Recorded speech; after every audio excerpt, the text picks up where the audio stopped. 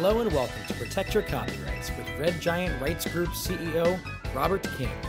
On today's podcast, we'll explore a recent memo sent from the president of BMG, Hartwig Masuch, in response to racial inequality in the music industry. Robert also dives into contract exploitations using present-day examples. And now, here's Robert King with Protect Your Copyrights. Come on! Hey everyone, thanks for joining our podcast, Protect Your Copyrights. My name is Robert King. I run a company called Red Giant Rights Group. We started it with the older artist in mind, those older artists who are not aware of all of their rights, particularly given to them by the U.S. Congress. And we also assist surviving family members, most of which don't have any inclination of their rights. They were not artists. They were not in the industry.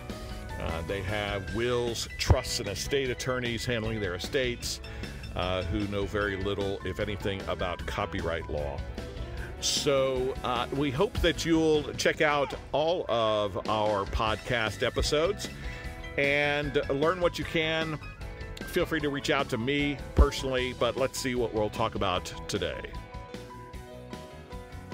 Right out of the gate, I do want to address something that's going on right now, and that is the recent letter that was sent out by the BMG memo, that was sent out by the BMG CEO, where he was speaking to his internal workers at BMG and saying that there is a disparity, an unfortunateness, I believe he uses the word shameful, way that black artists were treated when they signed record deals many years ago. So we're gonna talk about that now. I know that this topic is incendiary. And I know that there are people with very strong emotions around this topic, and I have strong emotions. I do want you to know that I am not a black person. I have tremendous compassion for what is going on in the black community, and I've always, I come from a spiritual background. And similar to some of the other spiritual people that you've heard speaking over the last couple of weeks, I was taught that we're all children of God, and so the color of somebody's skin doesn't really matter. And I guess the famous quote, "The content of the character is what's important." So, but everybody is a child of God. Everybody is created in His image. So if you believe in that, that's what I was raised to believe. So I am hypersensitive to what is going on right now with in the social atmosphere, particularly around the interaction between black people and police. But what's fair is that the CEO for BMG says, we're going to revisit these contracts where there may have been some advantage taken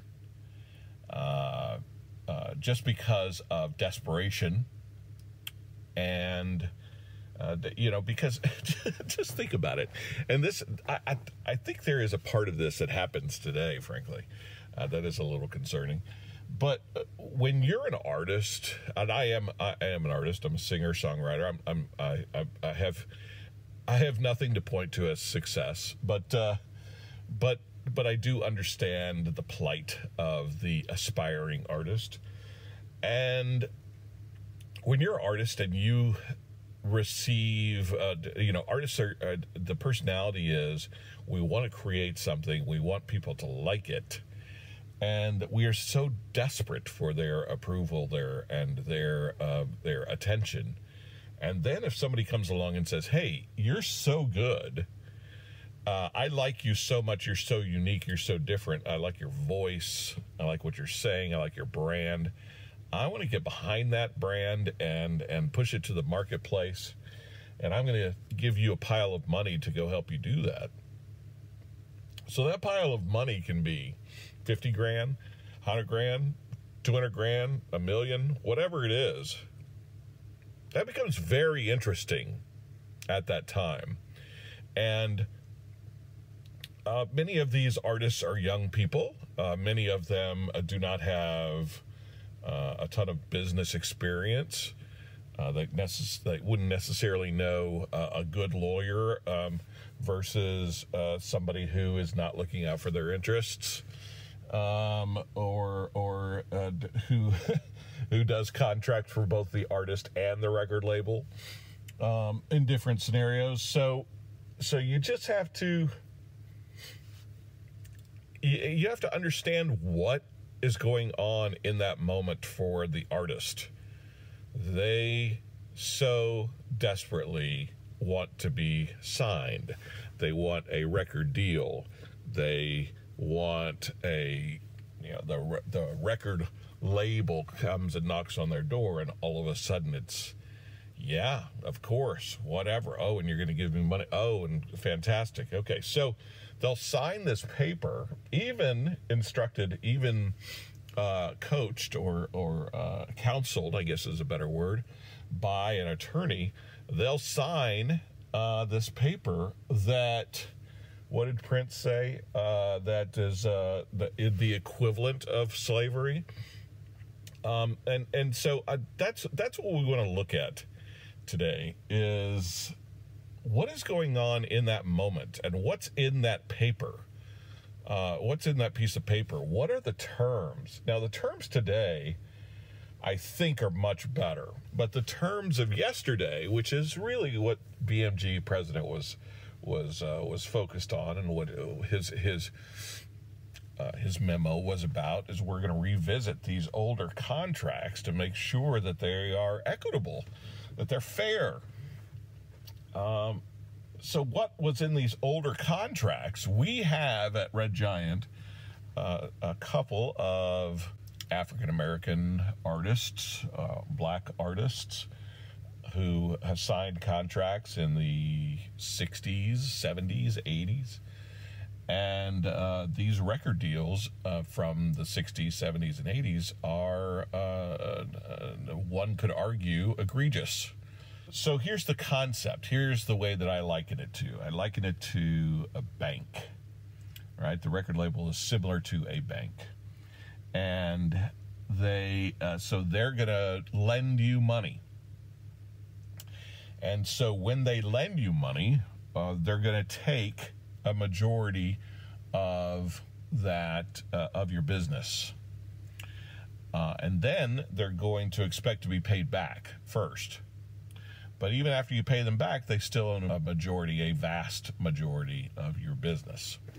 So because we've all, not all, but many of us have watched Shark Tank over the last 10 years plus, I think we're all a little more understanding. Not necessarily are we all savvy investors or adroit entrepreneurs, but we have a better understanding of why somebody invests in a company and what a young, budding entrepreneur setting might need to have in place in order to seek out this kind of entrepreneur.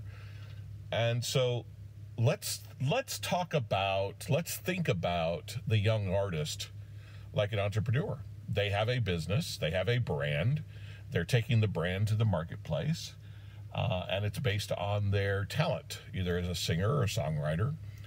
And so they are going to the bank, the record label. The record label is willing to put up the money.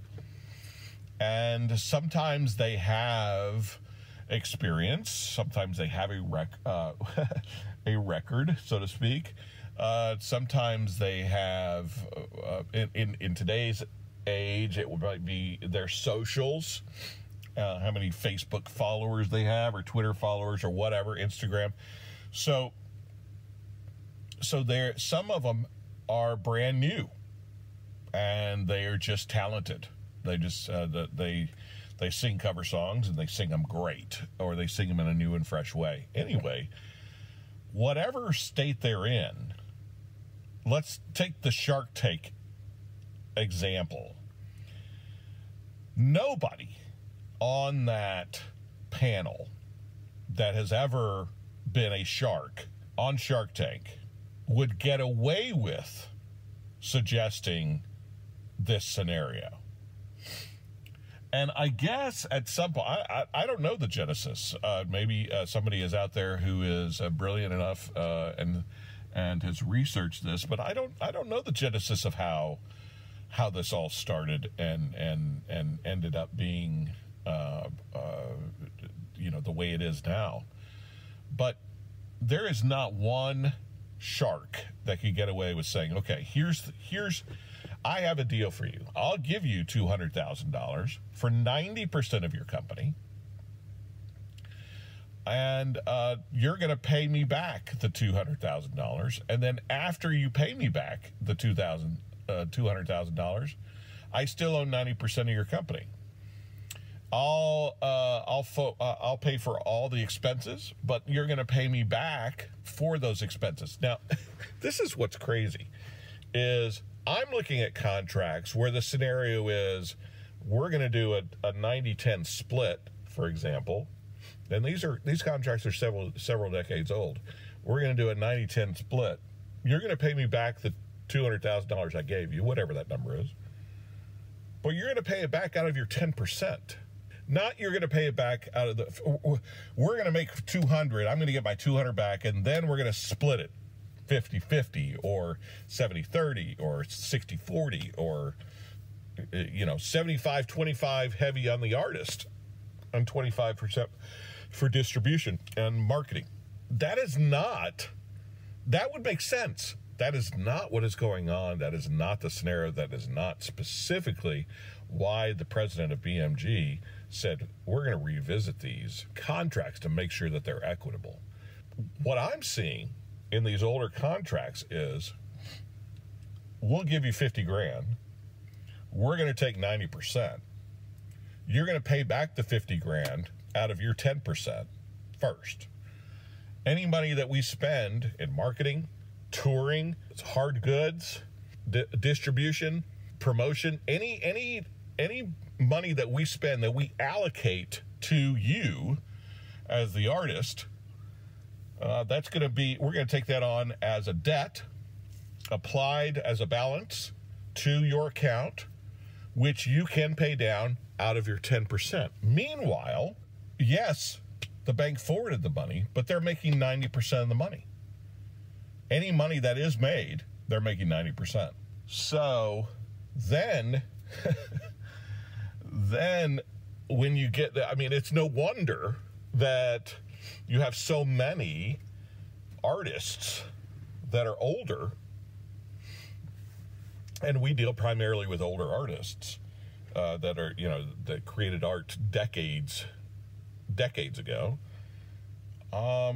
Some of them have never made money off of their records.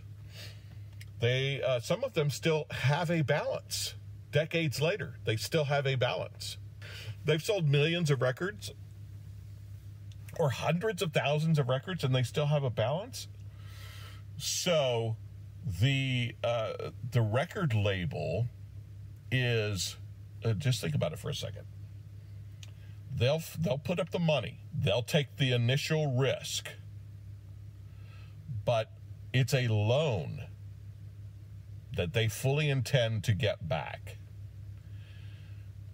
And once they get it back, they retain whatever the split is. And it's usually, look, guys, Taylor Swift is probably getting a pretty good split. some young person off of the street, out of the club, they're getting 10%, 15%. A really killer deal is 80-20, and that's for the life of the copyright. Which means today, after 1978, today, that is the rest of the artist's life plus 70 years, as I understand it. So you're talking about, yes, they made the initial investment, but they've locked in their percentage for a very long time, and that asset, which they look at all of these as assets, that asset will draw them revenue over a very long period of time. Now, in addition to that, one of the sharks would say in this deal, you got to give me 5 albums before you go get another investor, a different investor, somebody else, or a whole nother deal. Or start a new company with a different investor. You got to give me 5 albums before you do that. And I'm sure all of you know about cross-collateralization, but if you don't, the concept is you have 5 albums, one doing great, one's not doing great, and they'll take the profits from the great one. Not profits. Your 10% from the great one, and put it towards the not so great one to pay off its debt first before they pay you, the artist. Meanwhile, making 90%. So this is, I mean, I've just never seen anything like it, and there's no way any shark would get away with it now. And unknowing, let's say, business, naive to business artists, young, they are signing these contracts, and I imagine they're even constructed that way, many of them today. I know that it's a little more equitable because some artists won't put up with it. So I know that there are 360 deals out there, and nobody's making money off of CDs anymore, or hard goods. So that there's a whole other thing going on out there. I get it, but these older contracts that we're looking at, they are. I'll give you some specific examples. Sorry to interrupt. This is Robert King, CEO of Red Giant Rights Group. I want to make sure that you know that we are available to answer your questions. Feel free to call me on my cell phone for a confidential conversation. 917-848-9934. Again, 917-848-9934. And now back to the podcast. One of our clients is a Rock and Roll Hall of Fame group, and popular in the 60s. And they signed a deal that is 95.5. Okay? There are 4 of them, which means it's 95, 1.25 per person. So you're talking about $100, and $100 made off of their music. The record label makes 95. No, I'm sorry, $100 made, right? $100 cleared after expenses are paid. $100 made. The record label makes 95, and each person makes $1.25. So, and they are, again, like I said, Rock and Roll Hall of Fame, one of the greatest, obviously, one of the greatest groups ever. And they have a series of hits. I don't, if I remember the number exactly, but 10 plus top 40 hits. And the artists themselves have made little to no money on hard goods, on the sale of their records, ever. On the sale of their music, ever. And it's heartbreaking when you look at it. And then, in a recent conversation with the record label, we notice that licensing isn't even in the agreement. Now, licensing, for those of you who don't know, licensing is this synchronization licensing concept where a movie uses a song, or a show on Netflix uses a song, or a television show, or an advertising campaign. So that's called a licensing or synchronization deal. So on the record label side, it's called licensing. So licensing wasn't even in their contract decades ago. So when their popular songs were used, they took the album rate, which is 5%. They applied the album rate. And so that you know, if you don't already know, licensing, the common percentage for licensing is a split, 50-50 split between record label and artist. That's not always true, but the common percentage is 50%. So this Rock and Roll Hall of Fame popular group of all time, one of the most popular groups of all time, music that is stood the test of time. Last year, I think their song was used in 4 different television programs, for example. So it's still being used, still heard. I think one of their songs was actually on American Idol last year. So the point is, it's still a valuable product. And right now, they're making 5%. So that's very concerning to us, particularly at Red Giant. We're here to protect the artist. We're here to help them and negotiate better deals, if at all possible. We do use the intricacies of the Copyright Act to their advantage where appropriate. And one of these times we'll talk about pre-1972 for record labels and sound recordings. We can't even dedicate time today to that, because it's so horrible and negative and unfortunate and unfair.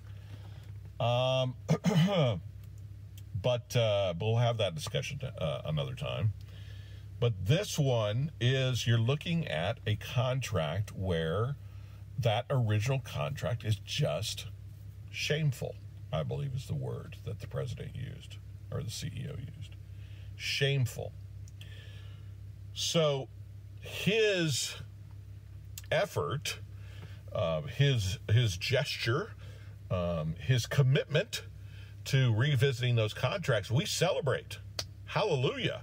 Fantastic. And I really hope that they'll make a difference. And let me, on another one, we'll talk about the M&M case. Again, I'm not an attorney, but I can give you, kind of my take on it, or my understanding of it, and break it down in something that we all can chew on. But the M&M case, M&M sued because once downloads came on after CDs, they were paying the downloads at a CD rate, right? Which is whatever his rate was. Let's say his rate was 20%. I don't know what his rate was, but he's M&M, so maybe he had a good rate. Or maybe he signed a bad deal because he was a up-and-coming artist and he was on his 4th or 5th album. So he was still at 90-10. Whatever it was, Eminem made the argument that the download was a license, and licenses are paid normally at 50%, and instead of 10 or whatever his rate was. So he so he sued them because he's Eminem, and I think they settled. What's interesting is they came back and said, this is, we recognize that this is not appropriate, and we're going to make an adjustment company-wide, which is fantastic.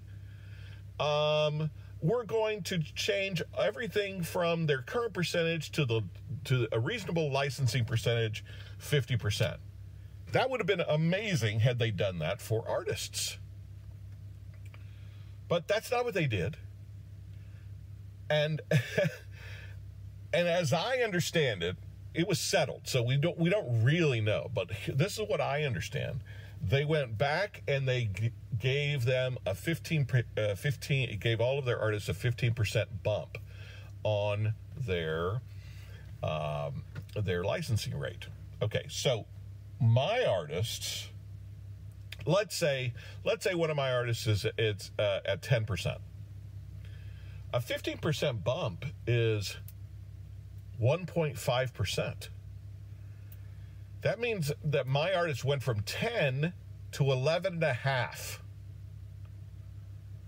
From 10% to 11.5 instead of 50. So they're still making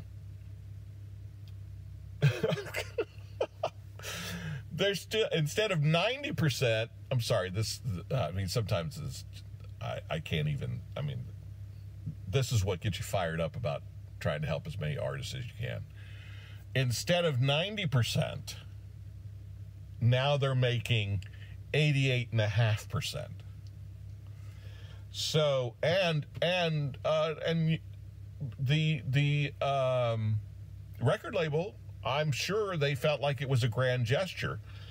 So my point is that these older artists and these older contracts, if they can be revisited and adjusted, and when the president talks about an adjustment, I hope that the concept of reparations, I hope that he makes a grand gesture, that it's not simply placating, that it's not simply being topical or present to what's going on in the what's going on in the news right now. So we're going to do something and we'll increase it by 10%. So it'll be an extra 1% if they're on a 90-10 deal. I hope it will be significant. I hope that he will look. I understand that these guys are capitalists. I'm a capitalist. I don't think there's anything wrong with making money, and I know that they like to make money. But there's also, everybody's still making money. It's just that the artist is not making. In reality, the artist is still struggling. So while the record labels, I think somebody said the record labels have been built on the backs of these artists and these old contracts. So I hope that it makes a significant difference, because we could really use it. The older artists, some of these older artists, and I think I may have already said this, but some of these older artists are destitute, living, if they're not homeless, they're living, with their kids, or they're unable to provide unless they have their own, another career, but they have disappeared into oblivion because, and even if, let's say, one of my artists, for example, still tours, still does concerts, still performs. Sure, they're being paid to perform, which is great, and that's one of the ways that they survive. But they're not making money off of the sale or the download or the stream. They are making money. They're not. It's not equitable. And so, I guess the last point I want to make on this particular scenario is, at some point, the shark would say, all right, I've made my money back. My costs have been covered. Moving forward, the split will be 50-50, or the split will be 60-40 in favor of the artist, or 70-30 in favor of the artist. In 2020, are we in 2020? 2020? In 2020, that's fair. That's equitable. That is an investor. This structure that record labels have made billions and billions of dollars over the past several decades, it is unfair. It is not fair. And for someone like me to go to have these conversations,